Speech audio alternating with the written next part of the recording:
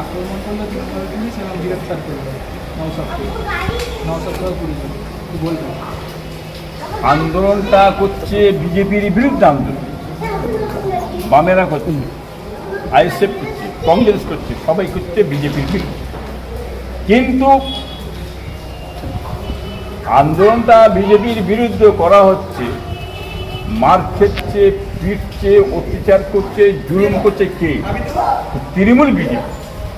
তৃণমূলটার নামই হচ্ছে বিজেপি, কলমে তৃণমূল বলছে পাক্কা বিজেপি। তো আরএসএস, মমতাটা আরএসএস, তো মারবে, পিটবে, সব কিছু করবে। কি বলেন? মোদি চুপ মরে দেখবে, এইটাই তো গড়াপিটা করা আছে। কি বলেন? তুমি এইসব কাজ করে যাবো, তবে দেখবো আমি। এর উল্টো কাজ করলে মমতা তোমাকে আমি পশ্চিমবাংলায় রাখবো না। অতএব মমতাকে এই কাজ করতেই হবে, না করলেও বাঁচতে পারবে না, গদিতে থাকবে না, ও থাকতে পারবে না। অতএব দিদি মোদি এক জায়গায় মিলিতভাবে কাজটা হচ্ছে বিজেপির বিরুদ্ধে। অন্য কোনো দলমত বলে মারো, ফেরো, সব করো, আর ইনি সাদা সবেদারি সেরে যাও, চুপচাপ হয়ে যাবে। কি বলেন? ইনি ভাবছেন আমি বিজেপির বিরুদ্ধে কথা বলছি। না, মমতার যত কথা বলুক, যাই বলি, মমতার বিজেপির বিরুদ্ধে মমতা নয়, চ্যালেঞ্জ করে বলছি। মমতা পাকা আরএসএস, আমি এর আগে বলছি, আপনারা জানেন তো।